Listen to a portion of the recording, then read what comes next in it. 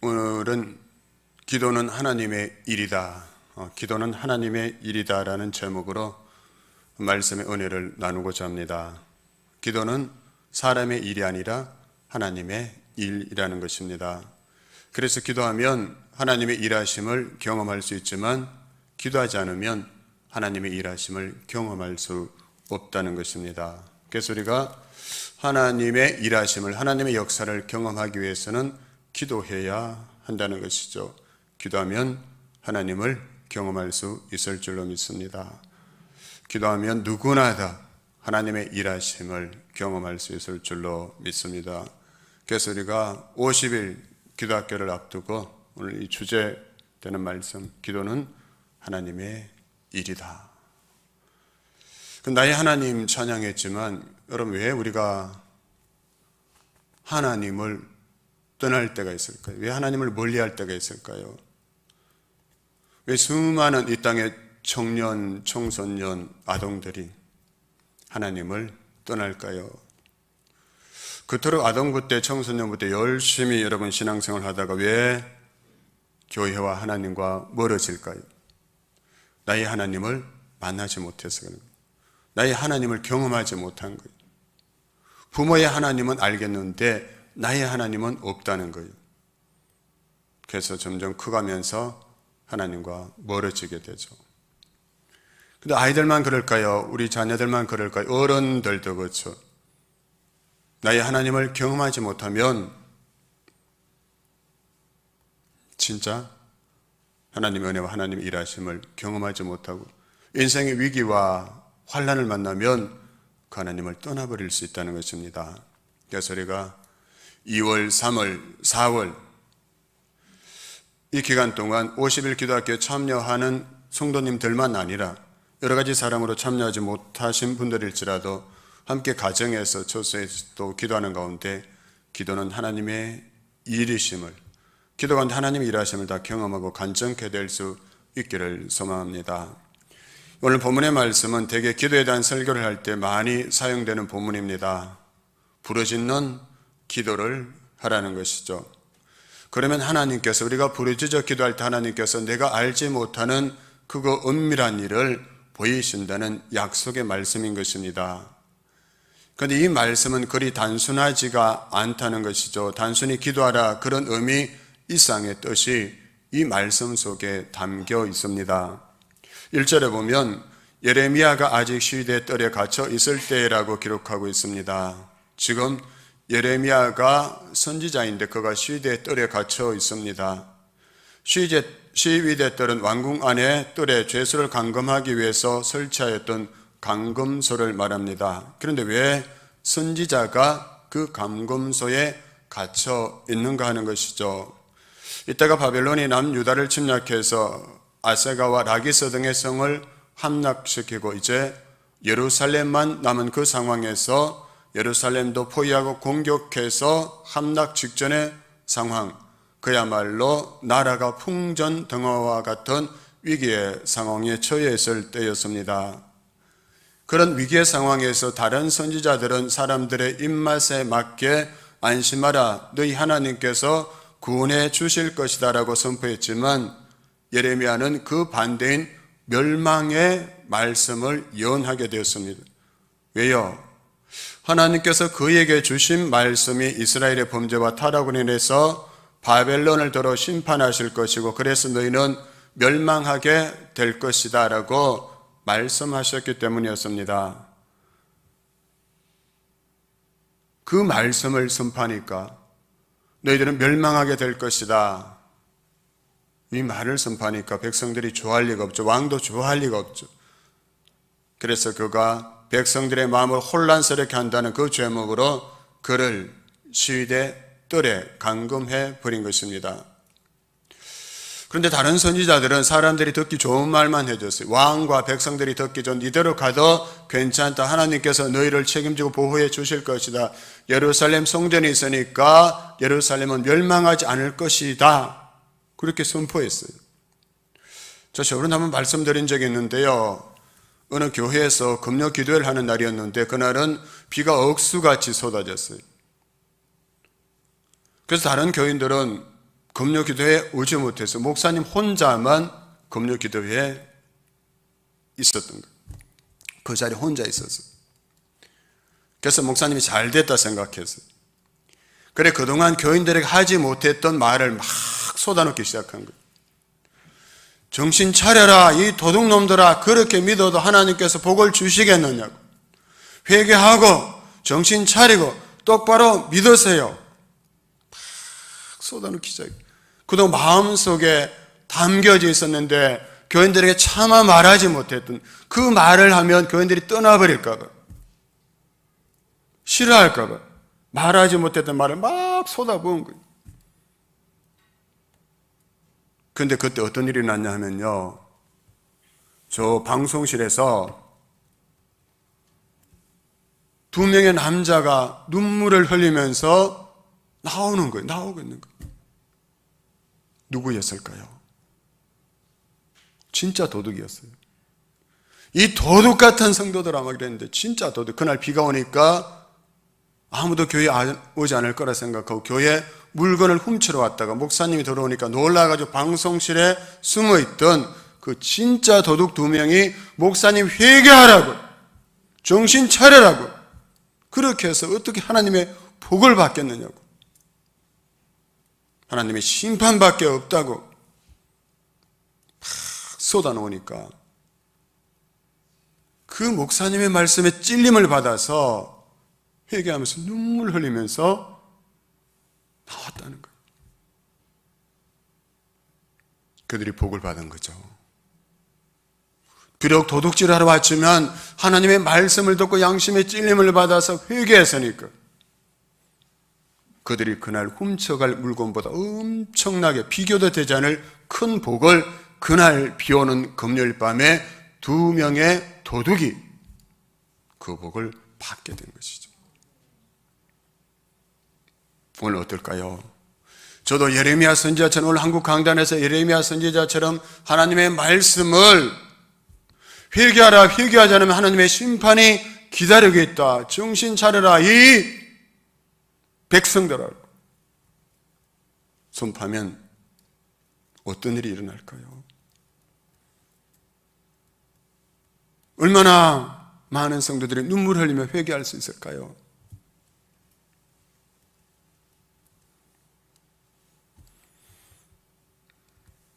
예레미야는 왕과 백성들이 시리할 걸 뻔히 알면서도 하나님이 자신에게 주신 그 말씀, 하나님께서 왕과 백성들의 선포하라고 주신 말씀에게 가감없이 그 말씀을 다 선포한 것이었습니다.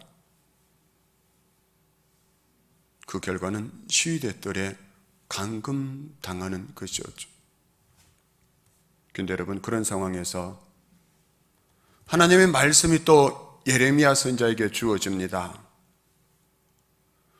여러분, 어려운 위기 상황 가운데 있을 때 특별히 경험하는 영적 사건이 있지 않습니까? 우리에게 이것이 중요한 것입니다. 예레미야 선지자는 사람들로부터 배척을 당했지만, 정치적으로 배척을 당했지만 하나님께서 그를 찾아주셨어요. 여호와의 말씀이 그에게 두 번째 임하니라. 그래서 우리 인생에도 중요한 것은 위기의 때에 하나님의 말씀이 나에게 임하는가, 하나님의 말씀이 나에게 들리고 있는가 하는 것이 중요하다는 거죠. 고난과 환난과 고통과 슬픔의 때에, 그때에도 하나님의 말씀이 나에게 들려지는가. 왜 그게 중요할까요?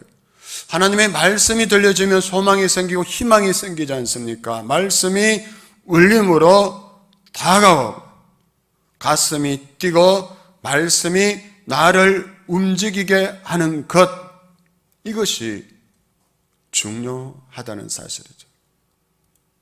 예레미야 29장 11절 13절에서 그것을 확인할 수가 있습니다.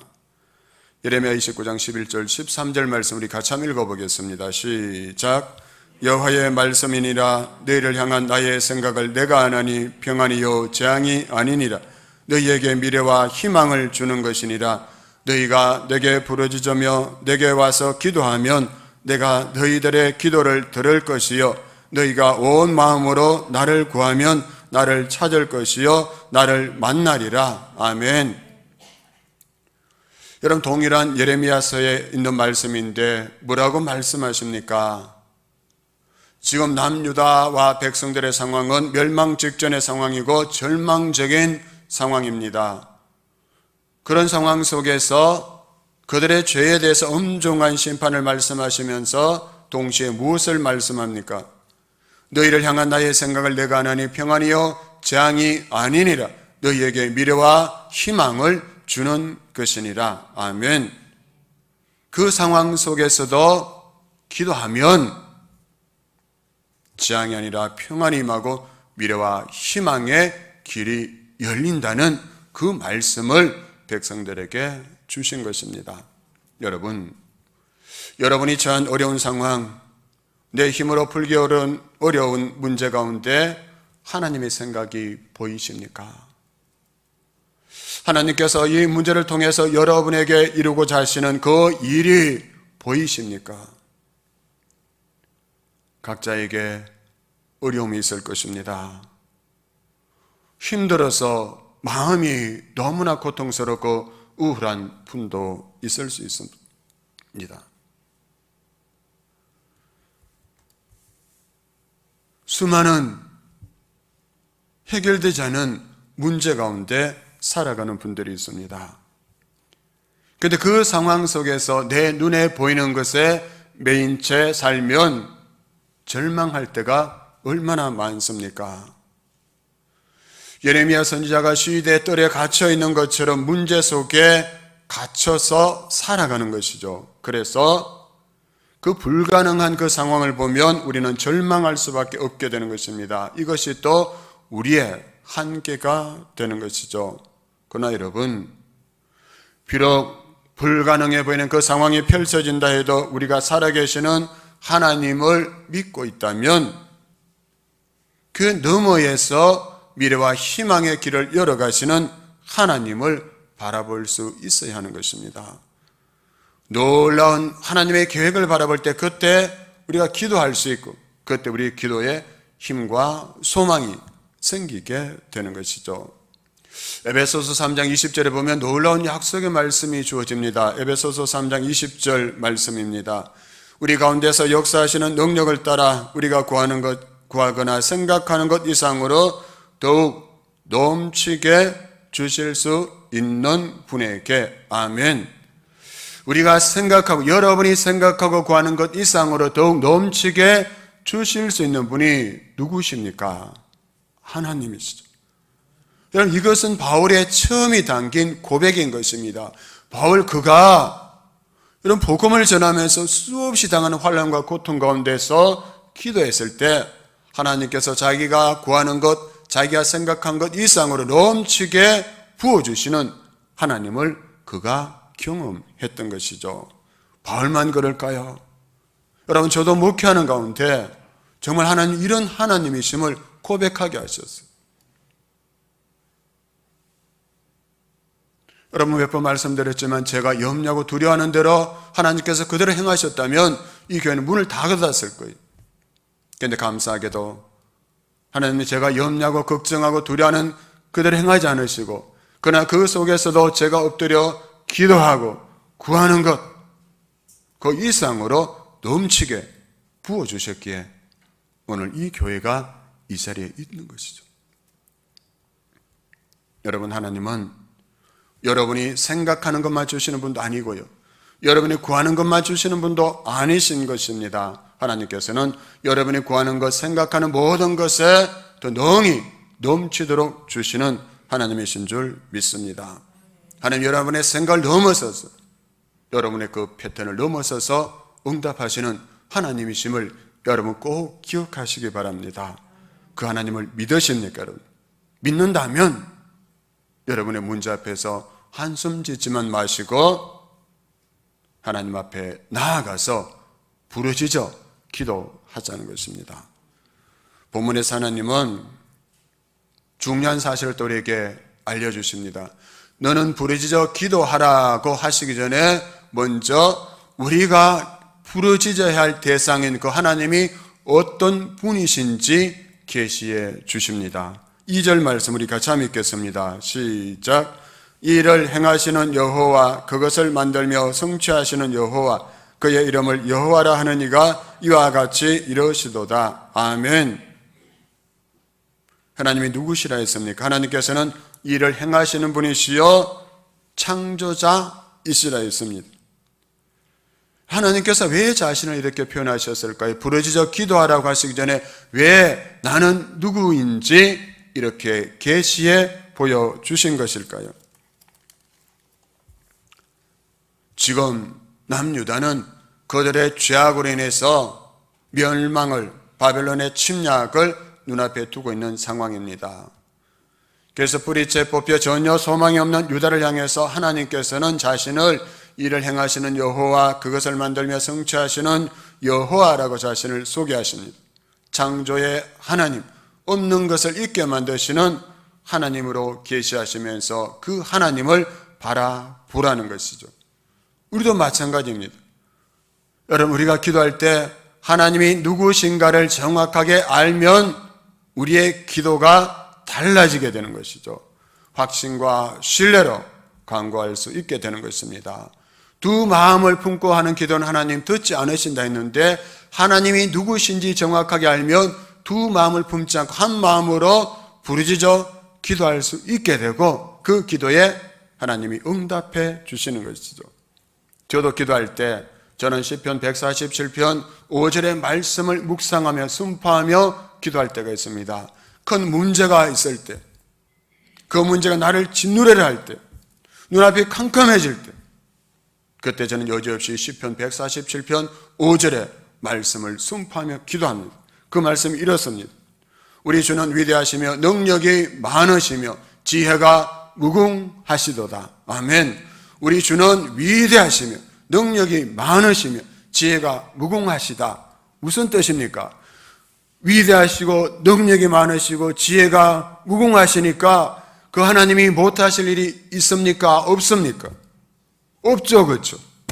위대하시고 능력이 많으시고 지혜가 무궁하신데 어찌 그분께서 못하실 일이 있겠습니까? 그 하나님을 바라보고 묵상하고 선포할 때 하나님은 점점 커져 보이고 문제는 점점 작아지는 것이죠. 그때 확신 가운데 기도로 들어갈 수 있게 되는 것입니다. 여러분이 기도하실 때 기도하면서도 연약한 자신과 문제와 상황을 바라보면 기도하면서도 절망에 빠지게 됩니다. 기도하면서 시험에 들 때도 있게 됩니다.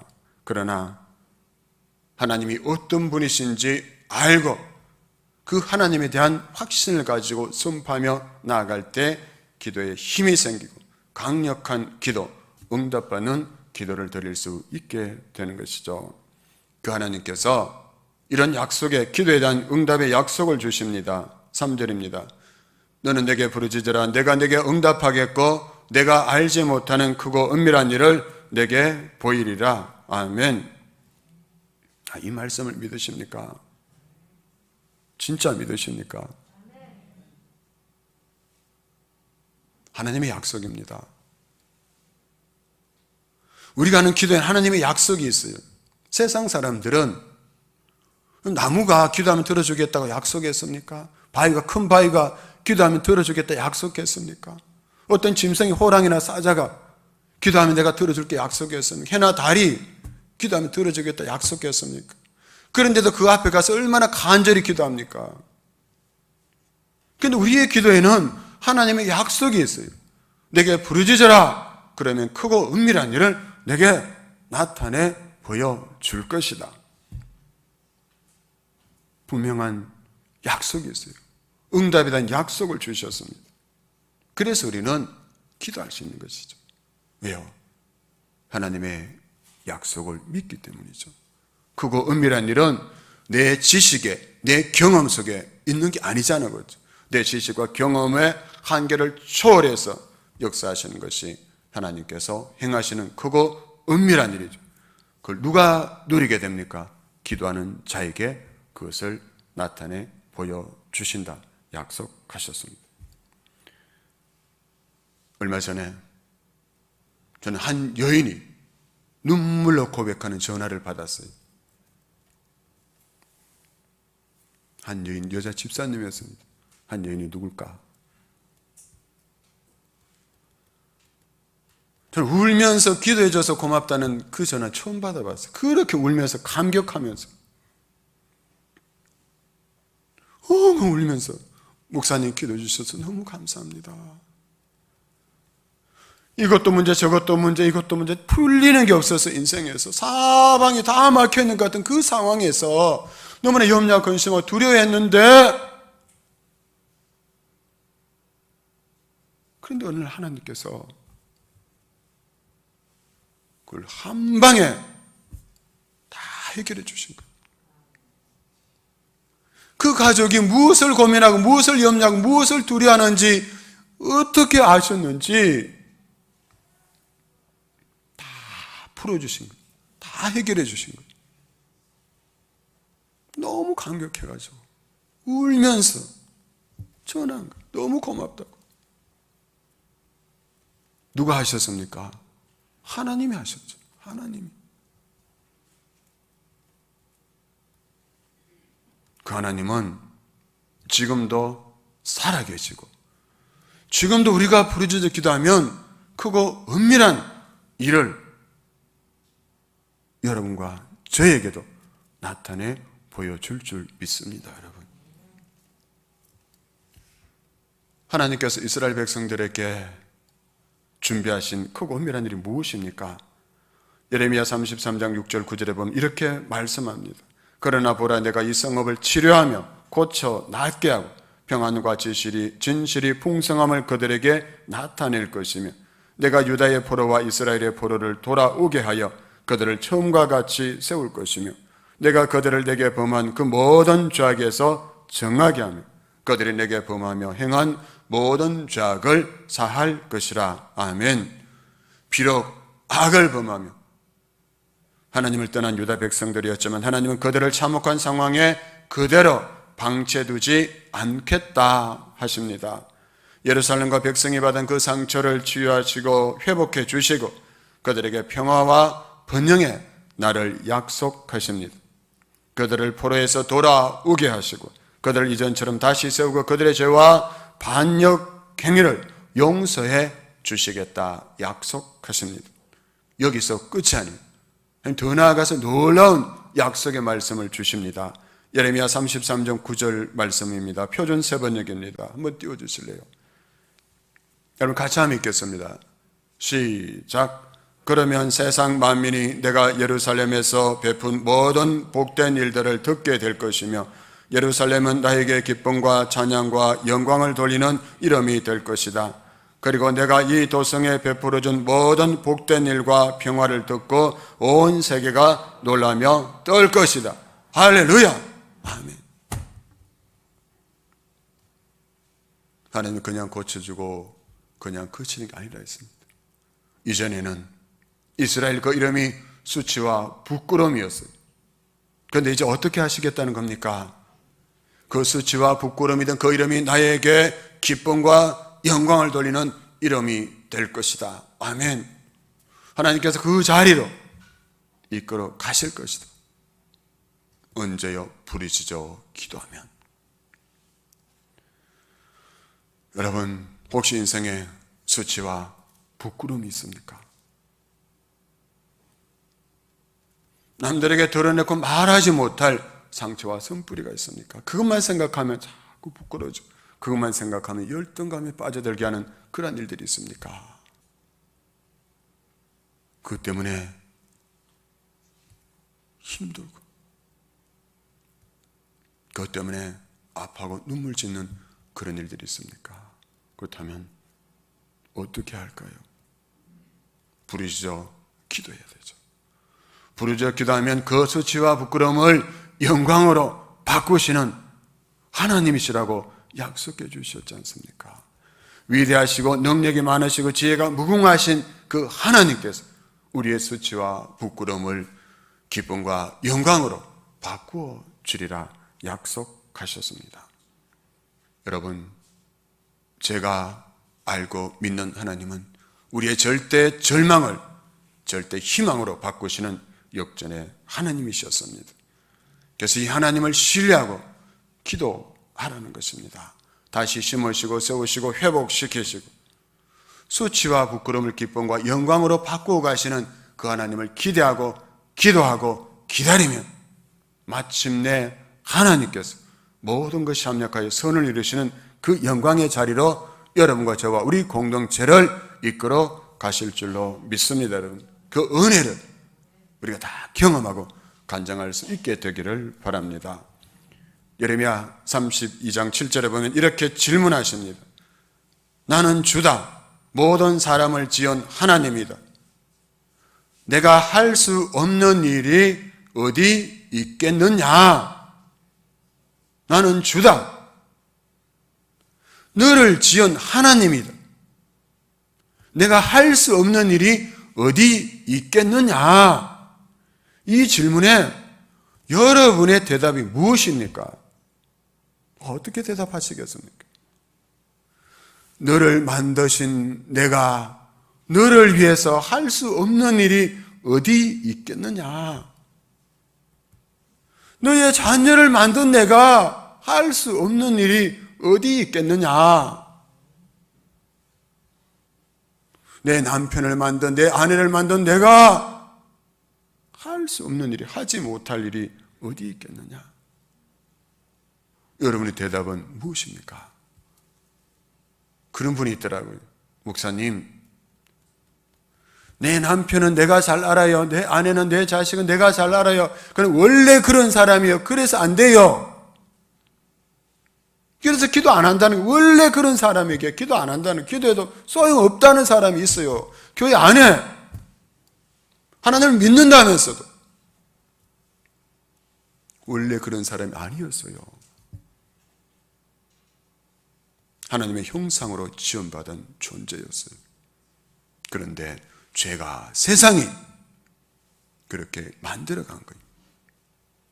그런데 그라도 기도하고 나아갈 때 그가 그의 인생의 주인이신 예수님을 만나면 원래 그렇다고 생각했던 그도 놀랍게 변화될 줄로 믿습니다. 안 믿어지세요?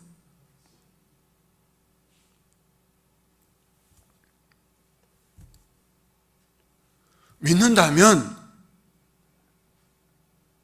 기대가 생기잖아요. 하나님 어떻게 크고 은밀한 일을 나타내 보이실까? 어떻게 그 문제를 해결해 가실까?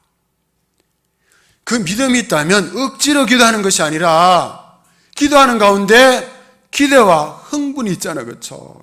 여러분, 기도하면서 가슴이 뛰어본 적이 있었어요? 저 목사 또 기도하라고 50일 기도할 게 왜 해가지고 안 나올 수도 없고 나올 수도 없고 미치겠다.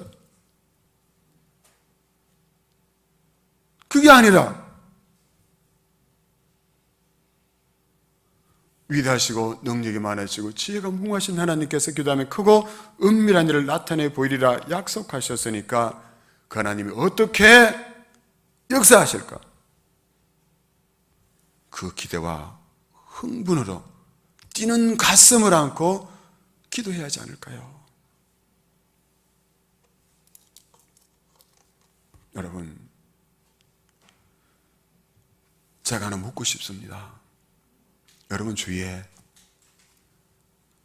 여러분에게 영적 자극을 주는 사람이 있습니까? 세상적인 자극 말고 아파트 샀는데 몇 억 올라서, 땅 샀는데 몇 억 올라서, 월급이 얼마 올라서, 이런 세상적인 자극을 주는 사람이 아니라 영적 자극을 팍팍 주는 사람이 여러분 주위에 있습니까? 그런 사람이 있다면 감사하세요. 여러분에게 기도하지 않으면 망해, 기도하지 않으면 죽어, 기도하러 가자, 함께 기도하자, 그런 분이 있다면 그런 분에게 밥을 사세요. 엉뚱한 사람에게, 세상으로 끌고 가는 사람에게 밥 사주는 게 아니라 나에게 영적 자극을 주는 사람, 영적 잠에서 깨어나게 하는 사람, 그 사람에게 감사하고 그 사람의 밥을 한번 사줘보세요. 우리 인생이 왜 꼬일까요? 영적 자극도 받지 못하고, 영적 자극을 주는 사람을 가까이 하는 것이 아니라 세상적인 자극을 주는 사람을 가까이 하고 부러워하니까 인생이 자꾸 꼬이는 거예요. 이제 어떻게 할까요? 영적 자극을 주는 사람을 피하지 마세요. 기도하러 가자, 예배드리러 가자, 지금은 기도해야 할 때야. 가족을 위해서, 그 사업을 위해서, 직장을 위해서, 자녀를 위해서, 나라와 민족을 위해서 기도해야 될 때라고 내 영적인 잠을 깨워주는 그 사람을 가까이 하세요. 그런 복을 받습니다. 그 내가 또 영적 자극을 주는 사람이 되어야겠죠. 누군가에게 영적 자극을 주는 사람, 세상적인 자극을 주는 게 아니라 영적 자극을 주는 존재가 됩시다. 교회도 영적 자극을 주는 교회가 돼요. 기도하는 사람이 있어야 하고요, 기도하자고 권유하는 사람이 있어야 되고, 기도의 프로그램이 있어야 되는 거예요. 그러지 않으면 그 교회는 죽어갈 것이고, 아니 지금도 죽어있는 교회가 되는 거예요. 그래서 우리는 이번에 같이 영적 자극을 받으려고 합니다. 무엇일까요? 50일 기도학교. 이 50일 기도학교는 긴 여정을 이제 시작하고자 합니다. 제가 50일 기도학교를 두고 기도하면서 50이라는 숫자가 성경에 어떤 의미가 있을까를 한번 찾아보았습니다. 여러분, 50은 온전한 은혜, 속량 및 자유를 상징하는 숫자였어요. 성령은 예수님이 부활하신 50일째 되는 날 120명 사람들이 모여서 기도할 때 그 오순절에 성령이 불같이 임해서 은혜의 시대를 여셨습니다. 7년마다 오는 안식일 7번 지난 다음 해가 50년째가 뭡니까? 흰년이 지나갔죠. 흰년입니다. 흰년에는 모든 빚이 탕감되고 포로된 자가 풀려나며 빼앗겼던 땅을 되찾게 되는 구원과 자유와 회복의 해가 50년째 되는 해에 이루어진 거예요. 그래서 저는 꿈꾸며 기도합니다. 하나님, 이 50일 기도학교를 통해서 우리 동탄 성기교회와 우리 심령, 우리 가정에 성령의 불이 불같이 임하게 하시고, 그래 회개하며 나아갈 때 모든 죄를 태우시고 구원과 자유와 회복의 역사를 경험케 해주소서. 우리를 결박하고 우리를 메고 있는 모든 사탄의 결박과 매임이 예수 그리스도 안에서 다 풀어지게 하여 주시고, 나사로야 너라 부르셨을 때 죽은 지 나흘이나 지났던 그 나사로가 무덤에서 나오고, 주께서 풀어놓아 단내게 하라 하셨던 것처럼 우리에게도 기도 가운데 선포하셔서 우리를 메고 있는 모든 억압과 결박과 묶임이 다 풀어지게 하시고, 우리의 기도 가운데 진리의 신 예수 안에서 그 풍성한 자유와 구원과 회복의 역사를 우리가 보게 해 주소서. 기대되지 않으세요? 우리 그렇게 기도하고 나갔으면 좋겠어요. 그렇게 역사하시는 하나님을 경험했으면 좋겠어요. 그래서 우리가 이제 다른 거 자랑하는 게 아니라 그 하나님을 마음껏 자랑하면서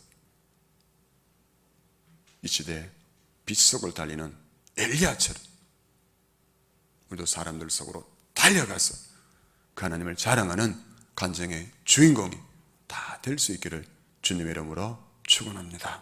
아멘.